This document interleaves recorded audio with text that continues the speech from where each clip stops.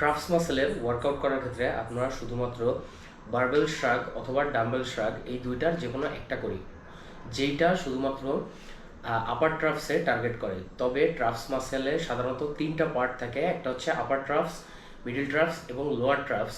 So শক্তিশালী ট্রাফস muscle তৈরি করার জন্য তিনটা ট্রাফসেই গুরুত্ব দেওয়া অত্যন্ত জরুরি। সো আসসালামু আলাইকুম এভরিওয়ান, আজকের ভিডিওতে জানবো যে কোন তিনটি এক্সারসাইজের মাধ্যমে আপনারা একটা শক্তিশালী ট্রাফস তৈরি করতে পারবেন। ফার্স্টেই আপার ট্রাফসের জন্য আমরা যে ওয়ার্কআউটটি করব সেটা হচ্ছে বারবেল শ্রাগ। আর বারবেল শ্রাগের গ্রিপ কতটুকু হবে, সাধারণত শোল্ডারের থেকে সামান্য বাইরে গ্রিপ করতে হবে এবং স্ট্রাপস ব্যবহার করলে খুবই ভালো হয়, কারণ তাতে বার ছুটে যাওয়ার একটা সম্ভাবনা খুবই কম থাকে। হ্যাঁ, অনেক ক্ষেত্রে দেখা যায় যে যেহেতু ট্রাফসের মাসেলের এক্সারসাইজ একটু হেভি ওয়েট নিয়ে করা হয়, যার কারণে বার হাত থেকে ছুটে যাওয়ার একটা সম্ভাবনা থাকে, যেইটা এড়ানোর জন্যই এই স্ট্রাপসটা ব্যবহার করা হয়। এছাড়াও স্ট্রাপস ব্যবহারের মাধ্যমে আপনি 1-2 রেপস বেশি মারতে পারবেন। সবসময় দেখা যাচ্ছে একটা অথবা দুইটা আপনি বেশি মাসেলে হিট করতে পারবেন। এইবার আসি যে ওয়েট সিলেকশন সম্পর্কে। ওয়েট সিলেকশন কতটুকু হওয়া উচিত? সাধারণত ট্রাফস মাসেল আপার ট্রাফসে টার্গেট করতে গেলে ওয়েট একটু হেভি নিয়ে কাজ করতে হয়, কারণ আপার ট্রাফস মাসেলটা একটু বড় মাসেল, এখানে একটু লোড দিলে ইমপ্রুভ দ্রুত হয়। তবে এখন ওয়েট কতটুকু নিব, কতটুকু বেশি হেভি যাওয়ার দরকার নাই, যতটুকু হেভিতে পারফেক্ট ওয়েতে এরকমভাবে উপরে উঠানো সম্ভব হয়, যতটুকু ওয়েটের মাধ্যমে ঠিক ততটুকু ওয়েটই নিতে হবে এবং এইভাবে গ্রিপ করে জাস্ট ওয়েটটা উপরের দিকে উঠাতে হবে,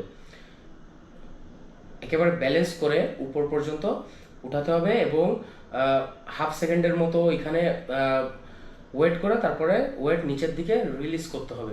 এবার আসি পজিশন সম্পর্কে। সামান্য সামনের দিকে ব্যান্ড হয়ে তারপরে ওয়েটটা আপ করতে হবে এবং রিলিজ করার ক্ষেত্রে একেবারে full range of motion use করতে হবে, একেবারে ওয়েট নিচে পর্যন্ত ছাড়তে হবে এবং এই ক্ষেত্রে কোনো রকম কোনো ঝাঁকি বা জাক কিছুই ব্যবহার করা যাবে না। জাস্ট সুন্দরভাবে ওয়েট উঠাতে হবে এবং রিলিজ করতে হবে। এই ক্ষেত্রে আপনারা এলবো কিছুটা ব্যান্ড করেও ওয়েটটা তুলতে পারেন, সেই ক্ষেত্রে আপনি রেঞ্জ ভালো করবেন এবং মাইন্ড মাসেল কানেকশন খুব ভালো হবে। এলবোটা উপরে উঠানোর সময় কিছুটা ব্যান্ড করতে পারেন। অনেকে একটা ভুল করে, সেটা হচ্ছে কি একটা ঢেউ টাইপের মাইট দেয়, একটা ঢেউ টাইপের ওয়ার্কআউট করার সময় অতিরিক্ত হেভি ওয়েট নিলে আসলে এই প্রবলেমটা হয়ে থাকে।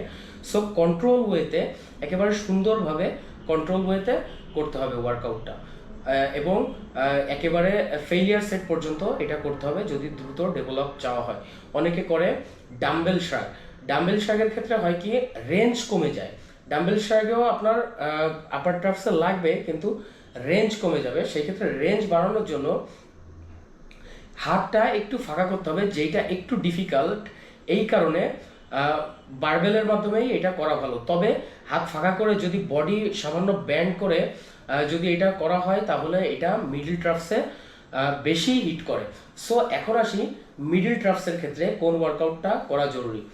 সো মিডল ট্রাফসের ক্ষেত্রে ইনক্লাইন ওয়াই রেস যে এক্সারসাইজটা আছে সেটা খুবই গুরুত্বপূর্ণ। এই ক্ষেত্রে বেঞ্চের পজিশন এরকম একটি পজিশনে রাখতে হবে, ইনক্লাইন পজিশনে, এবং সেইখান থেকে হাতের পজিশন ল্যাটারাল রেজ যেভাবে করে সেরকমভাবে উঠাতে হবে। তবে একটু ওয়াই শেপ আকারে থাকবে, একটু ওয়াই এর মতো শেপ থাকবে হাতটা উপরে ওঠানোর সময়, এবং এইটা পুরোপুরিভাবে আপনার মিডল ট্রাফসে টার্গেট করবে পুরোপুরিভাবে। এবং এই ওয়ার্কআউটটাও খুবই কন্ট্রোল ওয়েতে করতে হবে, কোনো রকম কোনো জাক বা ঝাঁকি দেওয়া যাবে না। কন্ট্রোল ওয়েতে ফুল রেঞ্জ অফ মোশনে ওয়ার্কআউটটা করতে হবে যতদূর করা সম্ভব। এইবার আসি শেষে লোয়ার ট্রাফসের জন্য যে এক্সারসাইজটা। সো লোয়ার ট্রাফসের জন্য আপনি স্পিড মেশিনই ব্যবহার করবেন। সো এখানে রেঞ্জ বাড়ানোর জন্য আপনি নিচে একটু ওয়েট দিয়ে নিতে পারেন যাতে রেঞ্জটা বাড়ে, এবং বেন্ট ওভার রো, যেই ওয়ার্কআউটটা আমরা সাধারণত ল্যাট মাসেলের জন্য করে থাকি। সো এই বেন্ট ওভার রোর ক্ষেত্রে আমরা নাভির কাছে ওয়েটটা নিয়ে আসি, কিন্তু লোয়ার ট্রাফসে হিট করানোর জন্য এইটা আপনার চেস্টের কাছে আনতে হবে, লোয়ার চেস্টের কাছে ওয়েটটা আনতে হবে, তাহলেই ট্রাফসে হিট হবে লোয়ার ট্রাফসে। আর যদি আপনি নাভির কাছে নিয়ে আসেন তাহলে সেইটা ল্যাট মাসেল হিট হবে।